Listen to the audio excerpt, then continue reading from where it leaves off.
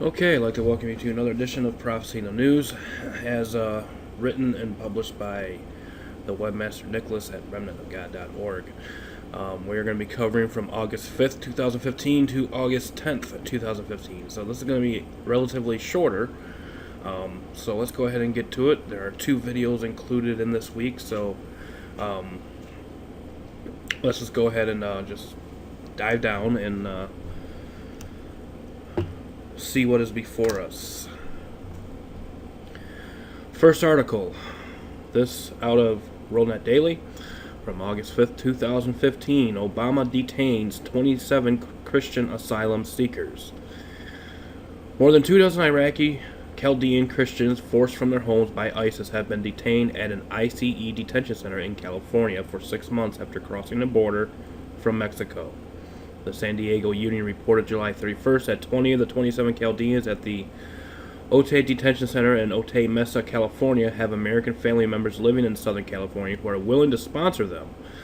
Family members have been holding weekly vigils and rallies to draw attention to the detentions. Large U.S. Chaldean Catholic communities reside in San Diego and Detroit. Okay. Well, this confirms what many already knew about Obama. Why people keep ignoring this reality is beyond me. The fact he refused to show his real birth certificate suggests he is trying to hide something, and it's not just about his place of birth. Problem is, now that we've had 6+ years of illegal antics as well as open evidence of his Muslim faith, we now know he hates Christians with a passion. The fact refugees from Muslim nations as well as Roman Catholics from Mexico are allowed free entry into America by the millions, as well as granted 100% free health care and the legal right to vote, proves he is working hand in hand with Rome to shore up the pro-Catholic vote that will benefit Rome firsthand. Notice this. Number 1. Obama allows people that are well indoctrinated into Catholicism to enter our nation free of charge or incarceration. He also allows Muslims that show an open and loyal worship to the Vatican Quran, but the minute they show any evidence they or their leaders are not going to bow to the Pope, they are immediately detained. Number 2. Obama was the first president to boldly stand before the homosexual people as their advocate. He not only gave the ability for this to go state by state, he used his power to force the media to uplift the homosexual lifestyle so as to further influence the Vatican-controlled Supreme Court vote and therefore cause Christians in the USA to become illegals on their very own soil. I say illegals because the Bible we now hold in our hands is now officially considered illegal as of June 26, 2015. But then I've been preaching this was going to happen since September of 2003 when Canada made the Bible illegal in their nation. And like Canada, it wasn't until a homosexual gained high political office that this was allowed to happen. By the way, the internet and especially YouTube have been exposing Obama as a man that literally hates anyone and everyone that comes against his Muslim faith. He even goes after Muslims. I wish I still had the website handy that showed Obama's actions against Christians, Jews, Muslims, Buddhists, atheists, and the like. Yes, he does it all in a stealthy manner most of the time, but after 6 years of logging his comments and actions, we now have a huge track record piled up against him. In short, we know for a fact this man is a Muslim, as is described in an ancient Bible prophecy. What prophecy is that?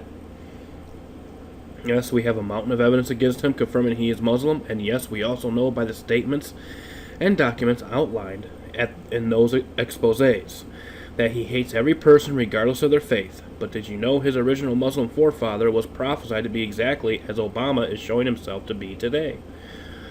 In Genesis 16:11-12 we read, "And the angel of the Lord said unto her, Behold, thou art with child, and shalt bear a son, and shalt call his name Ishmael, because the Lord hath heard thy affliction. And he will be a wild man, his hand will be against every man, and every man's hand against him. And he shall dwell in the presence of all his brethren."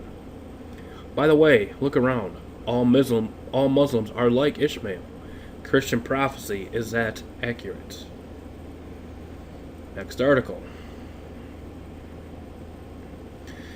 State calls Christian counseling harassment. This out of WorldNet Daily, and it says, the head of Kentucky Department of Juvenile Justice has doubled down on his agency's decision to dismiss a pastor who had been a longtime volunteer counselor to troubled youth, describing Christian counseling as harassment. He said the state has imposed a requirement that volunteers shall not imply or tell LGBTQ juveniles that they are abnormal, deviant, sinful, or that they can or should change their sexual orientation or gender identity. And according to the Liberty Council, the state requires volunteers to sign a statement promising to follow that moral statement, without promising that he would not ever describe sodomy as a sin or homosexuality. Wells was cut from the volunteer staff. Now do you see why homosexual marriage was legalized by Roman Catholic Supreme Court? As I stated many years ago, the Vatican's homosexual agenda must go after true Christianity on more than one level. First and foremost, they are so inundated with child molestation lawsuits that the only way to prevent them in the future is to make homosexuality appear normal. Fact is, they know they have no plans to ever stop raping little boys. The fact they have been molesting and raping these children since 60 AD, with at least one promise to stop, every generation proves they must legalize homosexuality so as to make their future lawsuits disappear.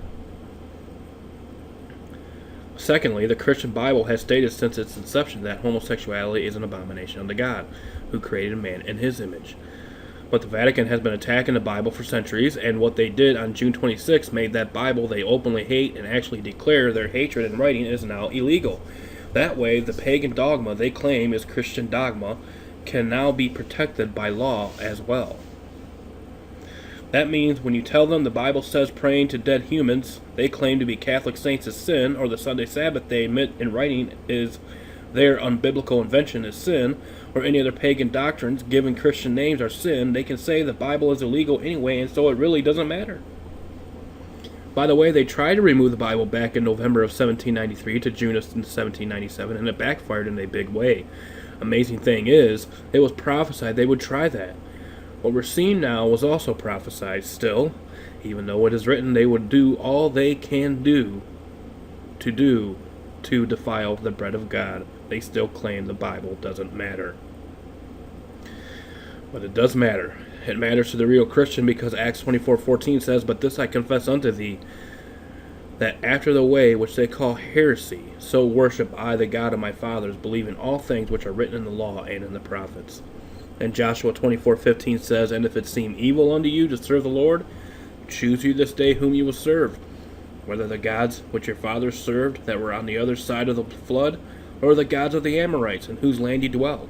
But as for me and my house, we will serve the Lord."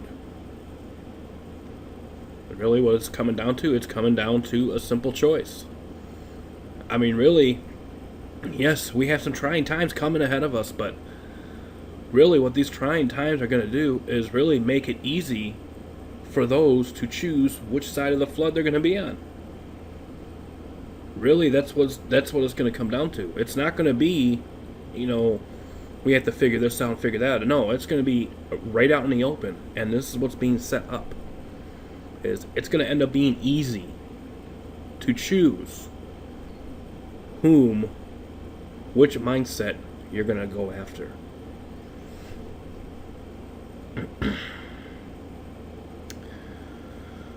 Next article. Okay, this again out of WorldNet Daily. Iran deal makes Obama agent for mullahs. As Iran and its nuclear agreement with the U.S. and 5 other powers is debated in Congress, the Obama administration is in the bizarre position of acting as an agent of the mullah-led regime, contended Middle East specialist Carolyn Glick in a briefing Thursday on Capitol Hill. Glick, a former assistant foreign policy advisor to Israeli Prime Minister Benjamin Netanyahu, is the deputy managing editor of the Jerusalem Post and the senior fellow for Middle East Affairs at the Center for Security Policy in Washington, D.C., which hosted the event. The Obama administration, she said, wants to hide evidence from the American people and from Congress that demonstrates Iran is still a rogue state with hegemonic and genocidal ambitions toward the U.S. and Israel, and international aspirations to foment jihad. This deal exacerbates all of the threats Iran poses to the U.S. in fundamental ways. This is exactly what I've been saying ever since I found out decades ago that Christian prophecy says those refusing the mark will be beheaded. See Revelation 24. As students of the prophetic word, we all know the mark of the beast is admitted in writing by the prelates of Rome to be the Sunday Sabbath. For years I have been preaching on the street and homes, on the phones, and since the internet came to town, online, warning people that Rome will figure out a way to put to use those 30,000 plus guillotines already hidden on American soil. But it wasn't until some years ago when I discovered the Vatican wrote the Quran that it became obvious even to ex-Muslims who it is they need to get the laws passed to make killing Christians legalized. Yes, that may seem as a shock to some of you, but was it also a shock 20 years ago when homosexual marriage was mentioned the first time? Or how about 40 years ago when legalized abortion was being lobbied? Just because it's shocking doesn't mean it won't happen, especially when prophecy says it will happen. Jihad. Laws have already been passed in some states wherein Sharia law is allowed in American courtrooms. That foundation has already been set, but it wasn't until Islam softened the mindset of many of those opposing it. Now that they have done this, they needed to then normalize Islam to make it appear holy. So, Rome stepped up and started to teach Islam in all Catholic schools. The SDA Church started declaring Allah as God and the Quran is just as holy as the Bible. And then the Pope just recently echoed those exact same statements, proving the SDA Church is now Roman Catholic by declaring the Quran and Holy Bible are the same. And he was quoted in the Washington Post, no less. Now do you see why Rome pushed Obama, a Muslim, to gain the office of the president? Yes, I'm aware many people think they voted for him, and so he won fair and square. But as has already been declared on camera in an American court, those voting machines are rigged to assure a certain candidate wins at each election. Also see this video.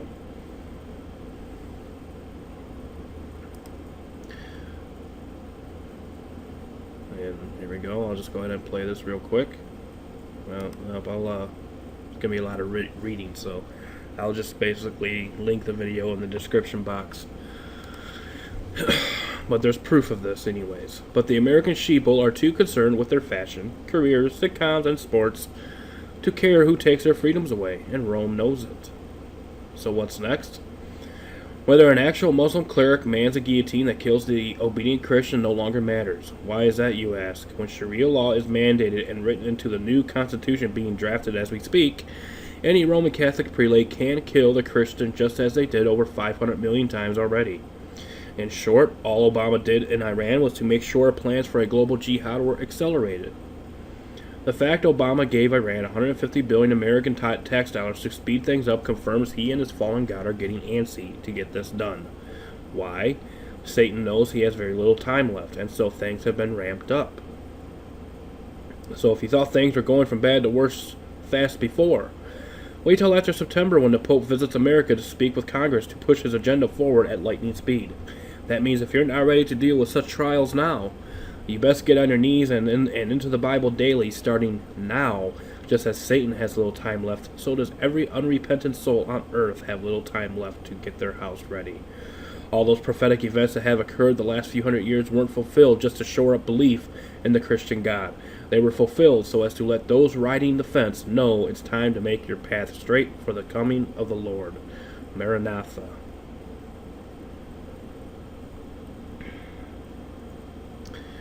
And here's a video regarding an SDA politician who snubs the Bible. And I know there's probably going to be those that watch this video that, and I do agree with this video regarding Ben Carson. There are those that are supporting him mainly because he's a Seventh-day Adventist and he believes in the Sabbath and these types of things. But the thing is he was put to the test. And as this video shows, he didn't really pass this test too well. Now, this isn't, smearing the guy, but this is just discernment. So let's go and look at this video.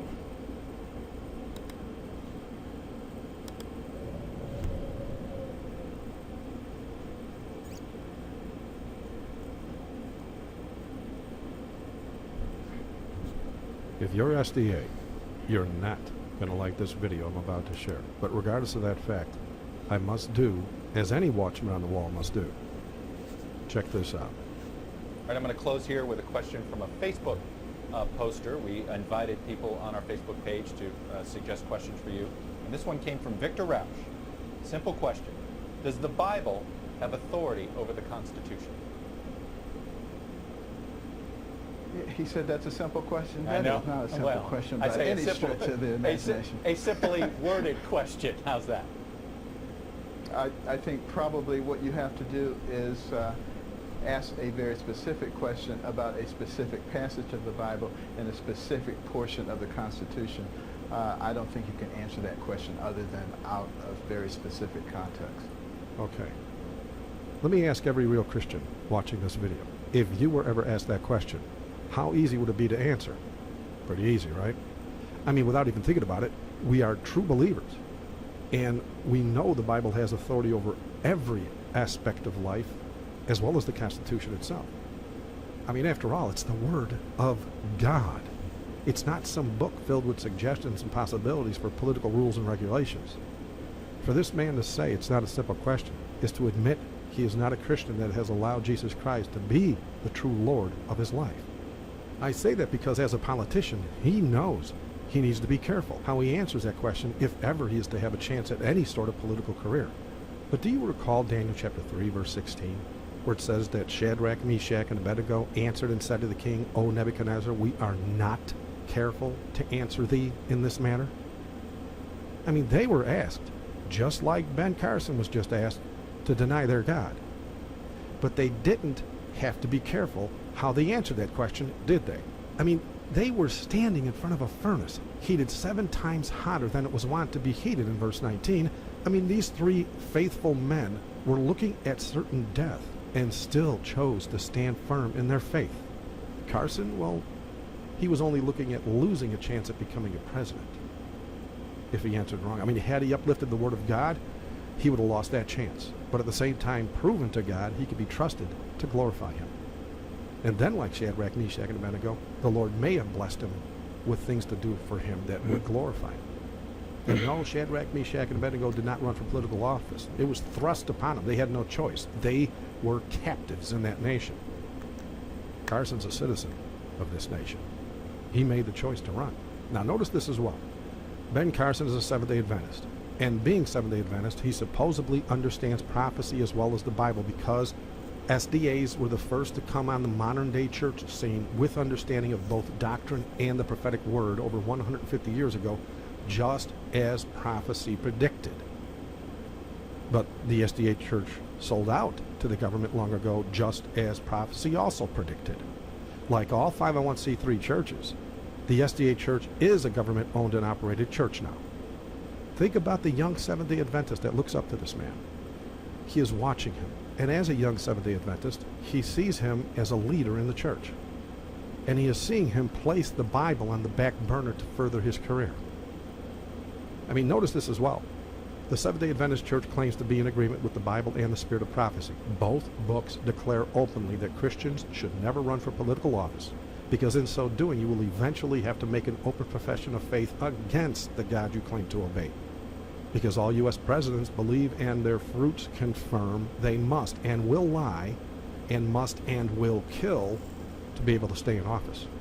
Ben Carson just openly denied Jesus Christ as Lord on national television with his statement regarding the Bible and the Constitution. But that was to be expected all along because the General Conference of the Seventh-day Adventist Church never told this man not to run for political office, and they most assuredly never rebuked him for throwing his hat in the ring for the office of president in the first place. They had well over a year to counsel this man when he was making political statements on every news channel in the nation. But nary a pastor could be found to help this man back on the path. It is by their fruits ye shall know them. The SDA church and leaders in that church, like all those that declare Allah is God, or homosexual marriage is okay, or women can become conference presidents as well as church pastors, or keeping the Sunday Sabbath in the SDA church is no big deal. And now a political leader in the Seventh-day Adventist Church is claiming there are times that the Holy Bible does not have authority over a nation's constitution. If you're in the SDA church, you need to see this website when you get a chance. If you stay in, may God have mercy on your soul. Thanks for watching. God bless.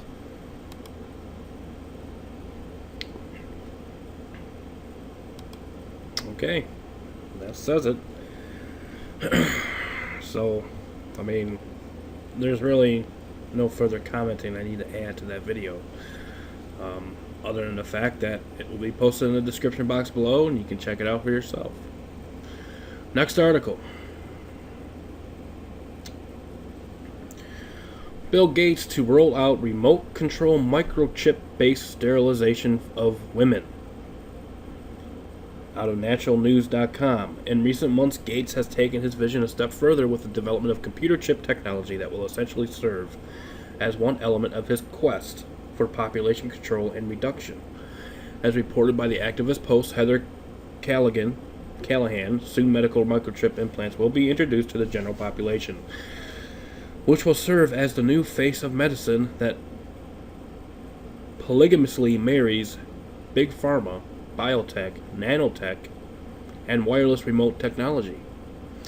Maybe hooking oneself into the Internet of Things will be an additional app, although this sounds like a passive form of medicine where someone else gets to call the shots, so to speak, she added. Okay?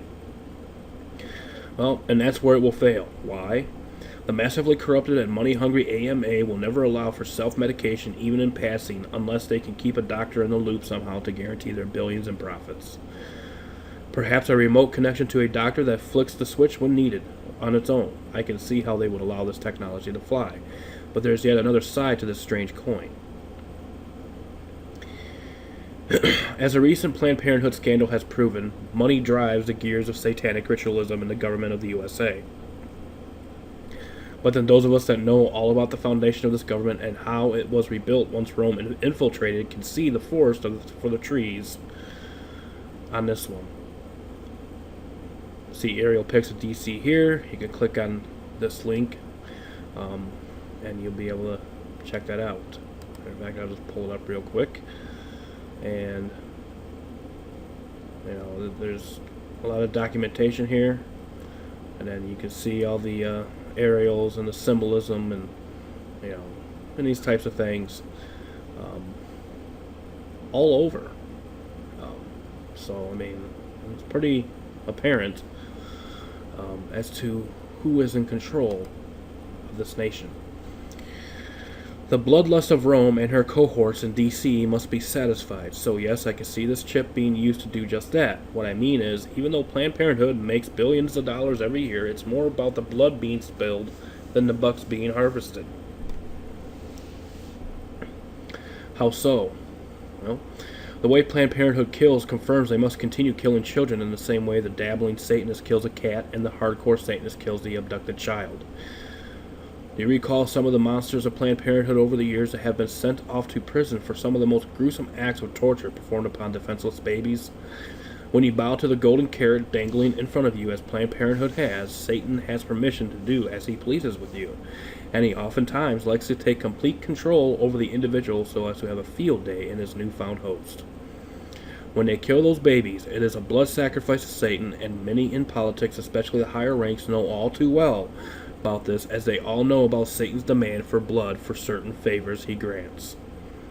I don't have time or the desire to get into the logistics of all that. Just do a search online for Satanism in government, and I am sure you will be busy for weeks. The killing of children and even soldiers on suicide missions is much more important to Satan than the money that is being made by doing so. This new chip, if and when legalized, will have to be designed in a way wherein the only way it will work properly, or so they will say, is that there must be an actual pregnancy before it can end the life. After all, a good selling point will be it will be far less expensive to just flick a switch when a pregnancy is confirmed than to repeatedly flick that switch daily to assure sterilization on a monthly basis. This is why abortifacient sales are flying off the shelves and birth control pills sales are lacking. It's a win-win for Satan. He doesn't care how you do it as long as you do it. The fact he allows all sorts of different religions to call him all sorts of different names as their God proves he's only in it for the sinful act. He doesn't even have to be acknowledged as long as the sin is brought to fruition. So if that chip gets approved and developed, and knowing how Bill Gates loves to make money and that he has plenty to spend to assure he makes more one can expect the chip to not only be an abortifacient drug that kills the baby, it can also be used to kill anyone using it. But that's another article for another day.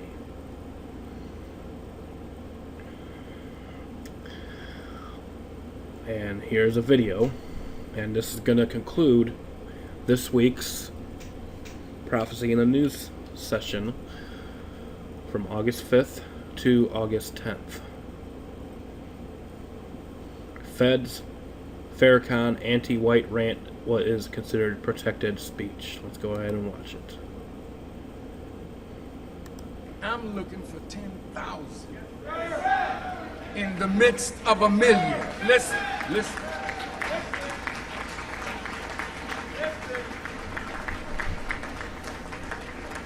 I'm looking for 10,000 in the midst of the 1,000,000.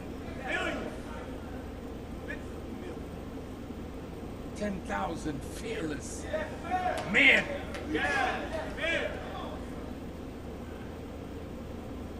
Who say death is sweeter than continued life under tyranny.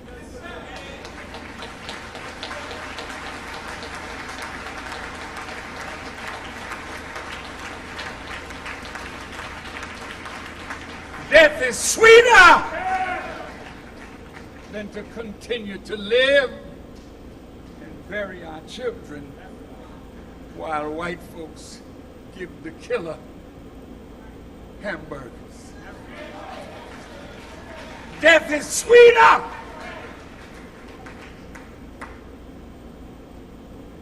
than watching us slaughter each other to the joy of a 400-year-old. Death is sweet. The Quran teaches persecution is worse than slaughter. Then it says retaliation is prescribed in matters of the slain. Retaliation is a prescription from God to calm the breath of those whose children have been slain. So if the federal government will not intercede in our affairs, then we must rise up and kill those who kill us. Stop them and kill them and let them feel the pain of death that we are feeling.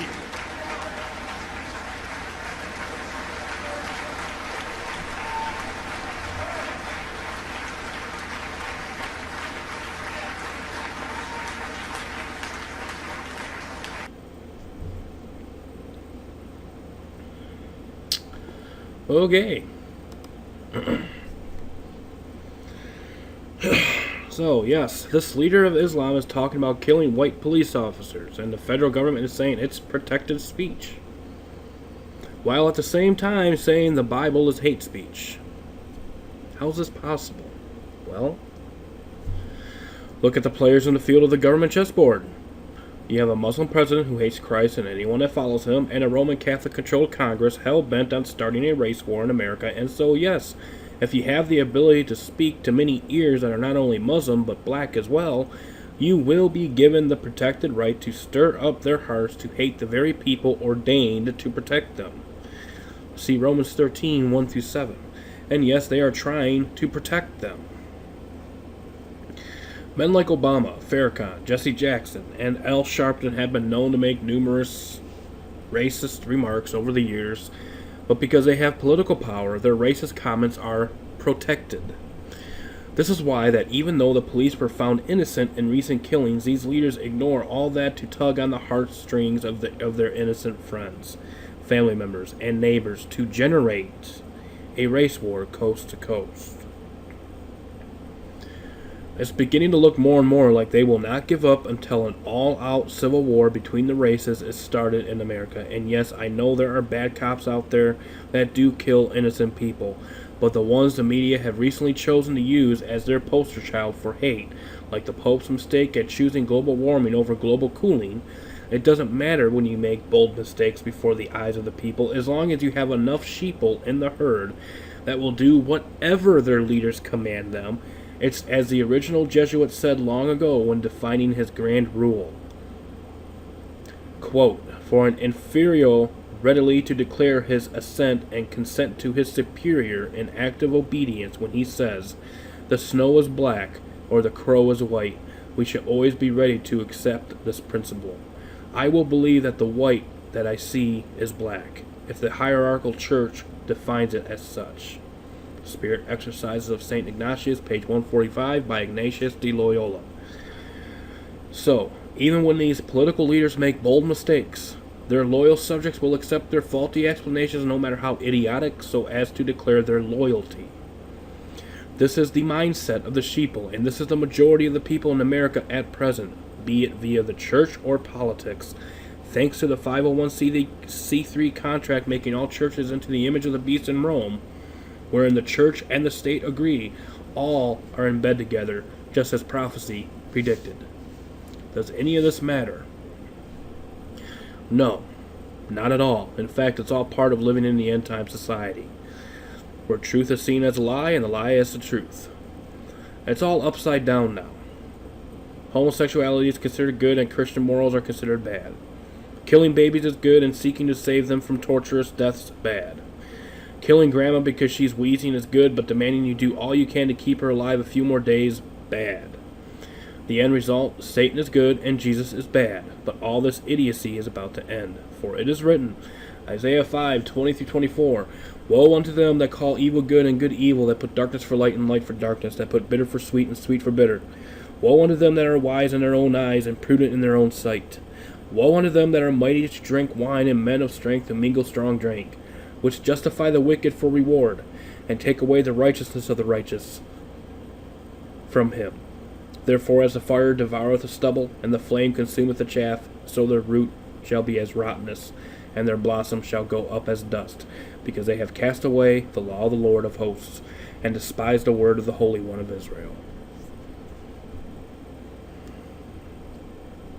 I mean, again, I can't really comment further on this because it's just so clear-cut and dry. That there isn't no 1 hour lecture that needs to be talked about this. You know, I mean, you just look at society around you, you just look at the news, you look at everything going on. Good has become bad, and bad has become good.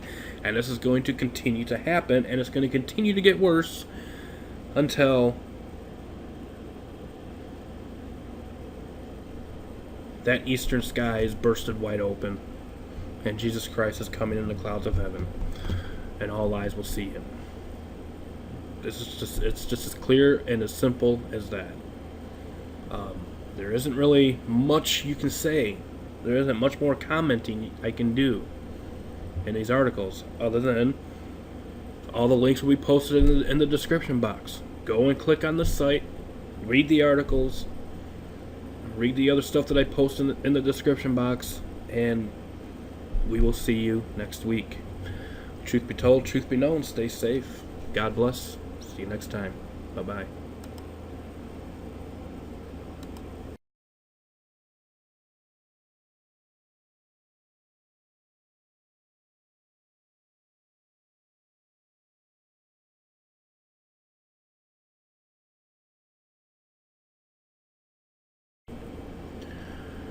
Okay, I'd like to welcome you to another edition of Prophecy in the News, as written and published by the webmaster Nicholas at remnantofgod.org. We're going to be covering from August 5th, 2015 to August 10th, 2015. So this is going to be relatively shorter. So let's go ahead and get to it. There are 2 videos included in this week, so let's just go ahead and just dive down and see what is before us.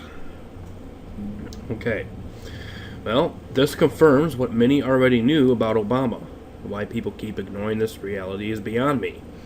The fact he refused to show his real birth certificate suggests he is trying to hide something, and it's not just about his place of birth, Problem is, now that we've had 6+ years of illegal antics as well as open evidence of his Muslim faith, we now know he hates Christians with a passion. The fact refugees from Muslim nations as well as Roman Catholics from Mexico are allowed free entry into America by the millions, as well as granted 100% free health care and the legal right to vote, proves he is working hand in hand with Rome to shore up the pro-Catholic vote that will benefit Rome firsthand. Notice this. Number 1, Obama allows people that are well in 2015. But then I've been preaching this was going to happen since September of 2003 when Canada made the Bible illegal in their nation. And like Canada, it wasn't until a homosexual gained high political office that this was allowed to happen. By the way, the internet and especially YouTube have been exposing Obama as a man that literally hates anyone and everyone that comes against his Muslim faith. He even goes after Muslims. I wish I still had the website handy that showed Obama's actions against Christians, Jews, Muslims, Buddhists, atheists, and the like. Yes, he does it all in a stealthy manner most of the time, but after 6 years of logging his comments and actions, we now have a huge track record piled up against him. In short, we know for a fact this man is a Muslim, as is described in an ancient Bible prophecy. What prophecy is that? Indoctrinated into Catholicism to enter our nation free of charge or incarceration. He also allows Muslims that show an open and loyal worship to the Vatican Quran, but the minute they show any evidence they or their leaders are not going to bow to the Pope, they are immediately detained. Number 2, Obama was the first president to boldly stand before the homosexual people as their advocate.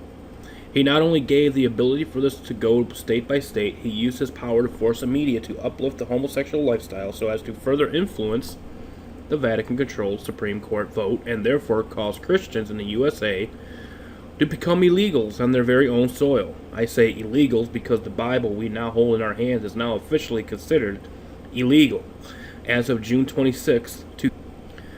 First article, this out of WorldNet Daily from August 5th, 2015. Obama detains 27 Christian asylum seekers. More than 24 Iraqi Chaldean Christians forced from their homes by ISIS have been detained at an ICE detention center in California for 6 months after crossing the border from Mexico. The San Diego Union reported July 31st that 20 of the 27 Chaldeans at the Otay Detention Center in Otay Mesa, California have American family members living in Southern California who are willing to sponsor them. Family members have been holding weekly vigils and rallies to draw attention to the detentions. Large U.S. Chaldean Catholic communities reside in San Diego and Detroit.